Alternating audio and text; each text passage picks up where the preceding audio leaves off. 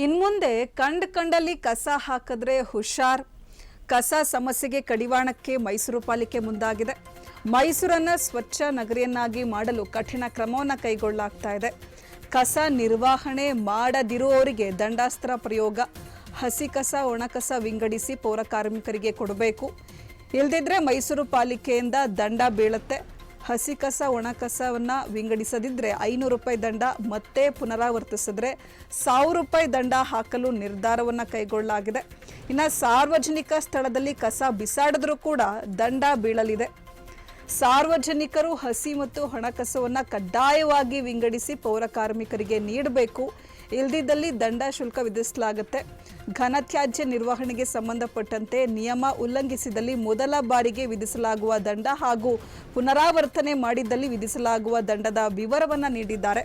ಸಾರ್ವಜನಿಕರು ಎಲ್ಲೆಂದರಲ್ಲಿ ಕಸ ಹಾಕೋದು, ಇದರಿಂದ ನಗರದಲ್ಲಿನ ವಾತಾವರಣ ಹಾಳಾಗ್ತಾ ಇರೋದನ್ನು ತಪ್ಪಿಸೋದಕ್ಕೆ ದಂಡಾಸ್ತ್ರ ಪ್ರಯೋಗಿಸಲು ಪಾಲಿಕೆ ಮುಂದಾಗಿದೆ.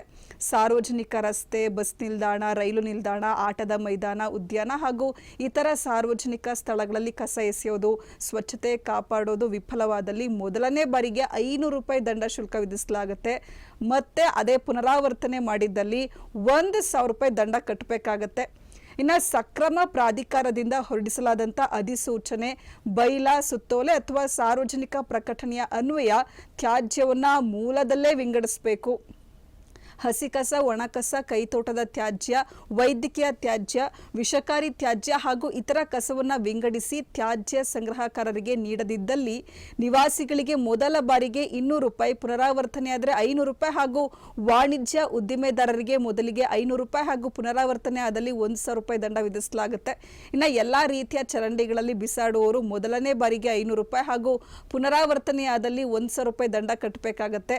ಇನ್ನು ರಸ್ತೆ ಬದಿಯಲ್ಲಿ ಎಲೆ ತ್ಯಾಜ್ಯ ಸುಡುವವರು ಕ್ರಮವಾಗಿ 200 ರೂಪಾಯಿ ಹಾಗೂ 500 ರೂಪಾಯಿ, ಪ್ಲಾಸ್ಟಿಕ್ ವಸ್ತುಗಳು ಮತ್ತು ಒಣ ತ್ಯಾಜ್ಯ ಸುಡುವವರು ಕ್ರಮವಾಗಿ 500 ಹಾಗೂ 1000 ರೂಪಾಯಿ, ಈ ತ್ಯಾಜ್ಯ ಸುಟ್ರೆ ಕ್ರಮವಾಗಿ 1000 ರೂಪಾಯಿ ಹಾಗೂ 5000 ರೂಪಾಯಿ ದಂಡ ತೆರಬೇಕಾಗತ್ತೆ. ಇನ್ನು ಭಾರೀ ತ್ಯಾಜ್ಯ ಉತ್ಪಾದಕರಾದಂತಹ ಹಾಸ್ಟೆಲ್, ಹೋಟೆಲ್ ಅಥವಾ ರೆಸ್ಟೋರೆಂಟ್, ವಿದ್ಯಾಸಂಸ್ಥೆಗಳು, ಕಲ್ಯಾಣ ಮಂಟಪಗಳು, ಮಾಲ್ಗಳು, ವಾಣಿಜ್ಯ ಕಟ್ಟಡಗಳು, ಕೋಚಿಂಗ್ ಸೆಂಟರ್, ಸರ್ಕಾರಿ ಕಚೇರಿಗಳು, ಕಾರ್ಯಕ್ರಮಗಳು ನಡೆಯುವಂತಹ ಸ್ಥಳಗಳಲ್ಲಿ, ವಸ್ತು ಪ್ರದರ್ಶನ ಇತ್ಯಾದಿ ಸ್ಥಳಗಳಲ್ಲಿ ತ್ಯಾಜ್ಯವನ್ನ ಮೂಲದಲ್ಲೇ ಪ್ರತ್ಯೇಕಿಸಿ ಪ್ರತ್ಯೇಕ ಸ್ಥಳದಲ್ಲಿ ಜೈವಿಕ ಅಥವಾ ವೈಜ್ಞಾನಿಕವಾಗಿ ಸಂಸ್ಕರಣೆ ಮಾಡದಿದ್ದಲ್ಲಿ 20,000 ರೂಪಾಯಿ ಮೊದಲ ಬಾರಿಗೆ, ಪುನರಾವರ್ತನೆ ಇದ್ರೆ 50,000 ರೂಪಾಯಿ ದಂಡ ಕಟ್ಟಬೇಕಾಗತ್ತೆ. ಕಟ್ಟಡ ತ್ಯಾಜ್ಯವನ್ನ ನಿಗದಿತ ಜಾಗದಲ್ಲಿ, ಇದಕ್ಕಾಗಿಯೇ ಹಂಚೆ ಸಾಥಗಳಿಯ ಎ ವಲಯದ ಸಿಎ ನಿವೇಶನ ಸಂಖ್ಯೆ 5ರಲ್ಲಿ ಕಡ್ಡಾಯವಾಗಿ ವಿಲೇವಾರಿ ಮಾಡಬೇಕು. ಹಾಕದಿದ್ದಲ್ಲಿ 5,000 ರೂಪಾಯಿ ಮೊದಲ ಬಾರಿಗೆ ಹಾಗೂ ಪುನರಾವರ್ತನೆ ಆದಲ್ಲಿ 10,000 ರೂಪಾಯಿ ದಂಡ ವಿಧಿಸಲಾಗುವುದು ಅಂತ ಆಯುಕ್ತರು ಮಾಹಿತಿ ನೀಡಿದ್ದಾರೆ.